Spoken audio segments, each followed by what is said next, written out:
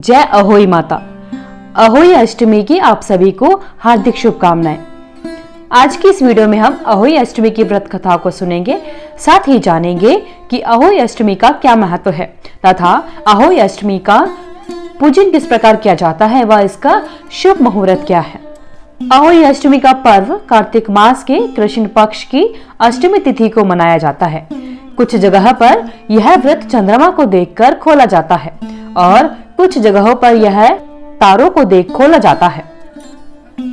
अहोई अष्टमी का व्रत माताएं अपने संतान एवं पुत्र की दीर्घायु व रक्षा के लिए रखती हैं। इस साल अहोई अष्टमी पर कुछ शुभ योग भी बन रहे हैं। प्राचीन काल में एक साहूकार था जिसके 7 बेटे और 7 बहुएं थी। इस साहूकार की एक बेटी भी थी जो दीपावली में ससुराल से मायके आई थी। दीपावली पर घर को लीपने के लिए 7 बहुएं मिट्टी लाने जंगल में गई तो ननंद भी उनके साथ चली गई। दीपावली से पहले कार्तिक अष्टमी को 7 बहुएं अपनी ननंद के साथ जंगल में मिट्टी लेने गई। जहां से वे मिट्टी खोद रही थी वहीं पर स्याहू सेह की मान थी। मिट्टी खोदते समय ननंद के हाथ से सेही का बच्चा मर गया। इससे क्रोध में आकर स्याहू माता ने ननंद से कहा कि अब मैं तेरी कोख को बांधूंगी।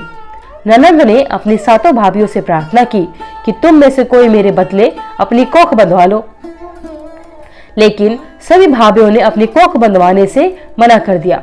उसके बाद छोटी भाभी सोचने लगी कि अगर मैं कोख नहीं बंधवाऊंगी तो सासू माँ नाराज हो जाएगी। ऐसा विचार करके ननंद के बदले छोटी भाभी ने अपने कोख बंधवा ली। उसके बाद जब उसे जो बच्चा होता है वह 7वें दिन मर जाता है। एक दिन साहूकार की स्त्री ने पंडित जी को बुलाकर पूछा कि क्या बात है, मेरी इस बहू की संतान 7वें दिन क्यों मर जाती है। तब पंडित जी ने बहू से कहा कि तुम काली सुरही गाय की पूजा किया करो। उन्होंने बताया कि दरअसल काली गाय स्याहू माता भाईली है, वह तेरी कोख छोड़े तो तेरा बच्चा जिएगा। छोटी बहू ने पूरी लगन से गाय की सेवा की और एक दिन गौ माता बोली कि मेरे जागने से पहले कोई रोज मेरी सफाई कर जाता है, तो आज देखूंगी कि वह कौन है जो मेरी सफाई कर जाती है। गौ माता सुबह जल्दी उठ जाती है तो वह देखती है कि एक साहूकार के बेटे की बहू उसके नीचे सफाई कर रही है। इससे गौ माता प्रसन्न हुई और बोली कि मैं तुझसे प्रसन्न हूँ, तुझे जो चाहिए वो मांग ले। तब साहूकार की बहू बोली कि स्याहू माता तुम्हारी भाईली है और उसने मेरी कोख बांध रखी है, उनसे मेरी कोख को खुलवा दो। बस माता, मैं इतना ही चाहती हूँ। गौ माता ने कहा अच्छा। तब तो गौ माता 7 समुद्र पार अपनी भाईली के पास उसको लेकर चली। रास्ते में कड़ी धूप थी, इसलिए दोनों एक पेड़ के नीचे बैठ गई। इतने में वहां एक सांप दिखाई दिया। उसी पेड़ पर गरुड़ पंखनी के बच्चे थे। सांप गरुड़ पंखनी के बच्चों को मारने लगा। तब साहूकार की बहू ने सांप को मारकर ढाल के नीचे दबा दिया और बच्चों को बचा लिया। थोड़ी देर में गरुड़ पंखनी आई तो वहां खून पड़ा देखकर साहूकार की बहू को चोंच मारने लगी। तब साहूकारनी बोली कि मैंने तेरे बच्चे को मारा नहीं है, बल्कि सांप तेरे बच्चों को डसने आया था।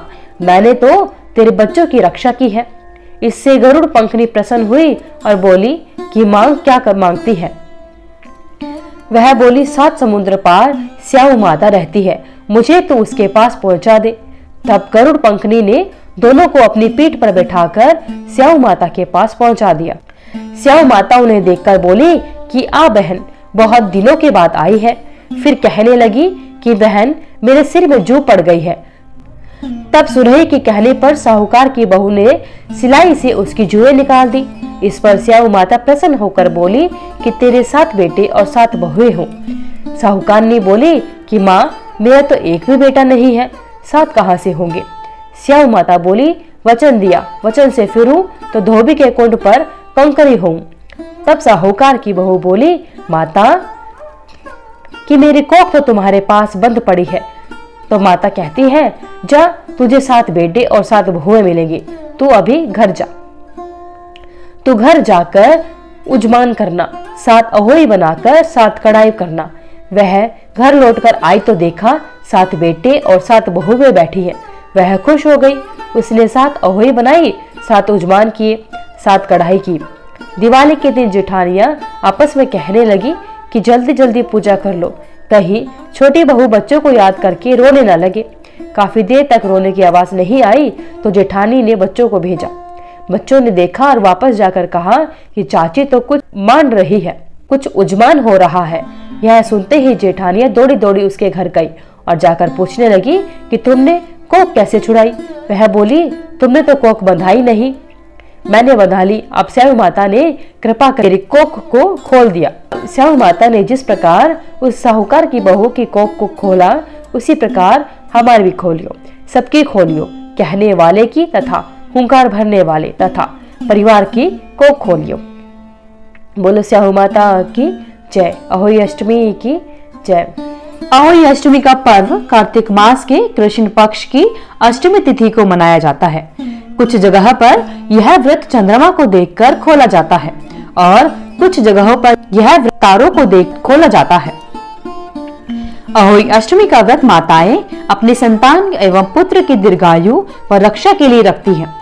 अहोई अष्टमी का पूजन का मुहूर्त अहोई अष्टमी तिथि 24 अक्टूबर 2024 को सुबह 1:18 से शुरू होगी और 25 अक्टूबर 2024 को सुबह 1:58 पर समाप्त हो जाएगी। इसलिए अहोई अष्टमी का पूजा का शुभ मुहूर्त शाम को 5:41 से लेकर शाम 6:58 तक रहेगा। अहोई माता की पूजा कैसे की जाती है?